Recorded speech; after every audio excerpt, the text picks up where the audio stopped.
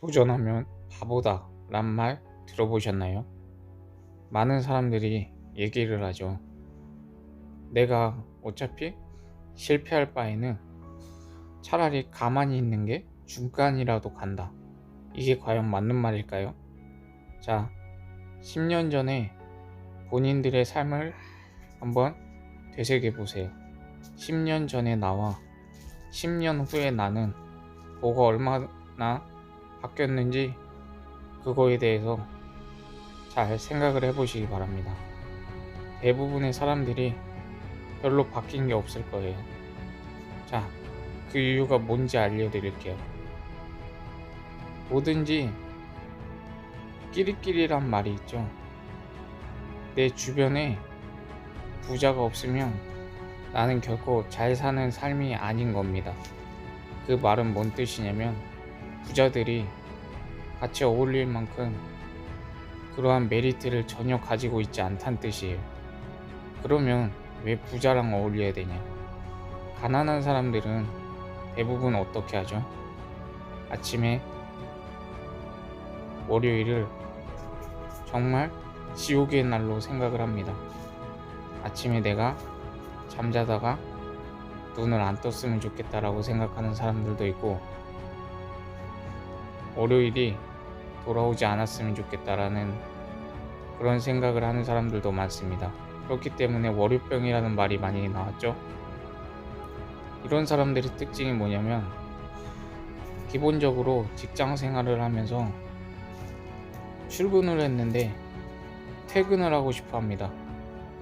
나는 지금 출근했는데 바로 나가고 싶어 해요. 그리고 직장 생활의 대부분, 일하는 시간의 대부분을 일하는 데 집중하는 것보단 다른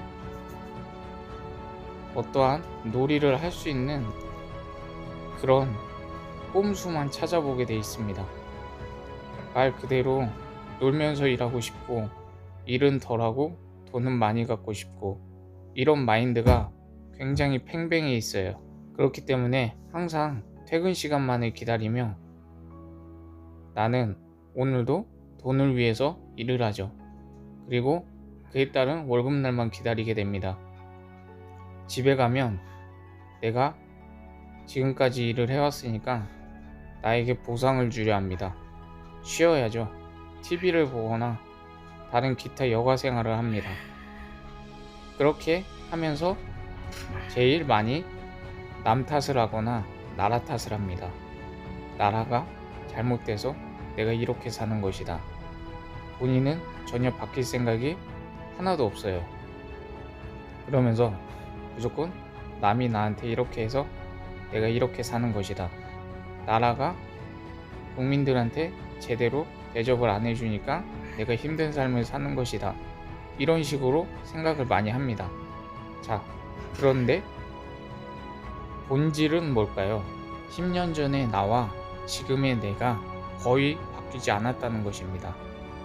그런데도 나 자신을 바꿀 생각은 추호도 없어요.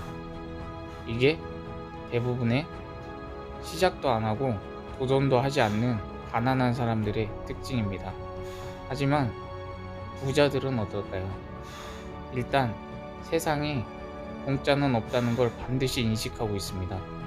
그렇기 때문에 내가 무언가를 얻고 싶으면 내가 무언가를 세상에 내놔야 된다. 이런 리스크를 항상 감수하는 인생을, 그거를 아주 잘 깨닫고 있습니다. 그렇기 때문에 지금의 노력이 나의 미래를 만든다는 것도 잘 알고 있어요. 현재 내가 어떠한 위치에 있고 어떠한 일을 해야 되고 얼마나 시간을 아껴서 나만의 세상을 만들어 나갈 수 있는지, 이거에 대해서 최대한 중점적으로 고민하고 공부하고 집중합니다. 그렇기 때문에 가난한 사람들과는 마인드 자체가 달라집니다. 마인드가 달라지기 때문에 목표를 위해서 성취하려는 노력을 하게 돼요. 그렇기 때문에 내가 목표를 채울 때까지는 힘든 일이 있더라도 웬만하면 견디게 되는 겁니다. 그렇기 때문에 1년, 2년, 5년, 10년 이렇게 지나면 당연히 가난한 사람과 부자의 차이는 갭이 커질 수밖에 없는 겁니다. 가난한 사람들은 노력을 하지 않아요. 내가 노력을 하지 않고 최대한의 편한 생활만을 추구합니다. 이 추구하는 편한 생활만이 제일 영위하려는 이런 마음가짐은 내 인생을 도태하게 만들 수 있다는 그런 거를 깨닫지 못합니다. 그래서 실패할 바에야 시도도 하지 않는 그런 안전적인 그런 상태를 유지하려고 합니다. 하지만 가만히 있는다면 제로가 아니에요.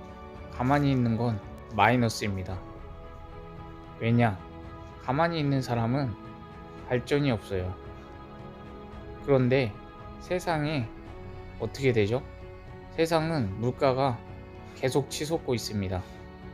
예를 들어 내가 100만 원이 전 재산이라면 물가는 계속 치솟아요.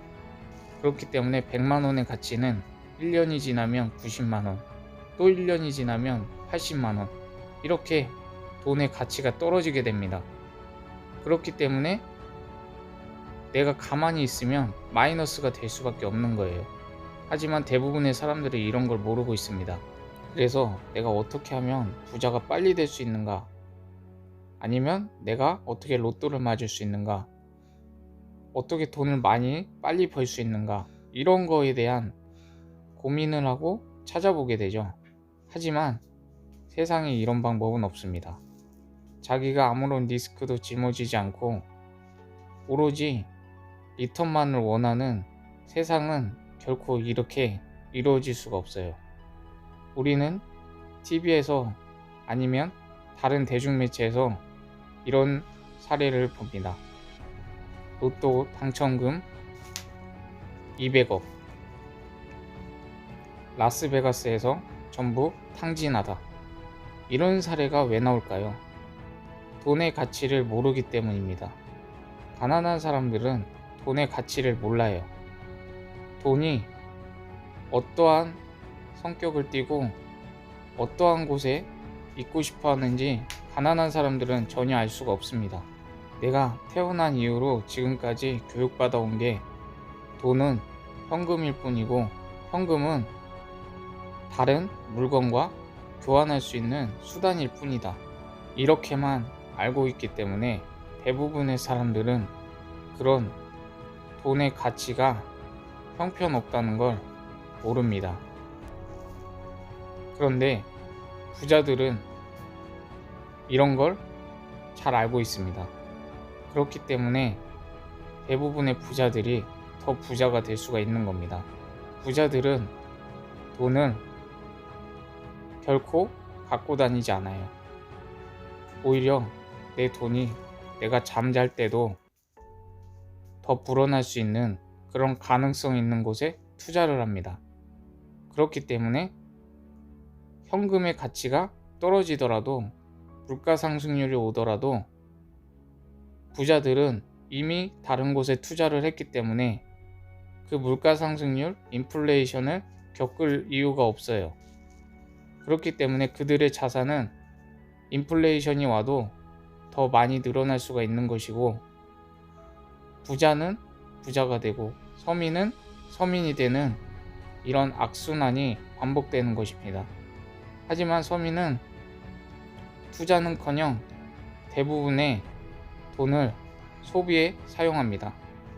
내가 치킨이 먹고 싶어서 치킨을 시킵니다.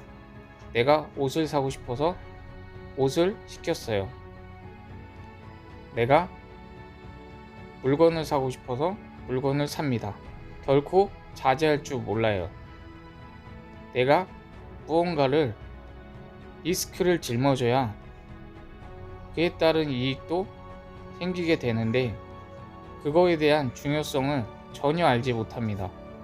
그렇기 때문에 내가 200만 원을 벌면 200만 원을 다 써버리기 때문에 나의 삶은 결코 나아질 수가 없어요. 돈을 가지고 있는 사람보다 훨씬 안 좋은 삶을 살아갈 수밖에 없는 겁니다. 하지만 이거를 잘 모르고 있어요. 본인들이 행동을 그렇게 하면서 항상 나라가 잘못됐다, 내가 이렇게 열심히 살았는데 내 인생은 왜 이런 거지? 한탄만 하게 됩니다.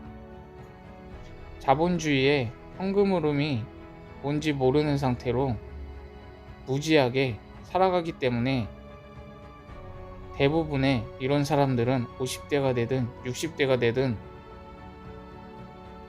늘 의식주에 허덕이며 살아가게 됩니다. 사람들이 이렇게 깨어있는 그런 사고방식을 갖고 있지 않는다면 죽을 때까지 이렇게 살아갈 수도 있을 거예요. 그렇기 때문에 부자와 가난한 자에는 금수저와 흙수저의 차이가 아니라 재산이 많고 적음의 문제가 아니라 마인드의 차이에서 부자는 부자가 되고 가난한 사람은 가난한 사람으로 계속 살 수밖에 없는 삶이 되풀이되는 겁니다.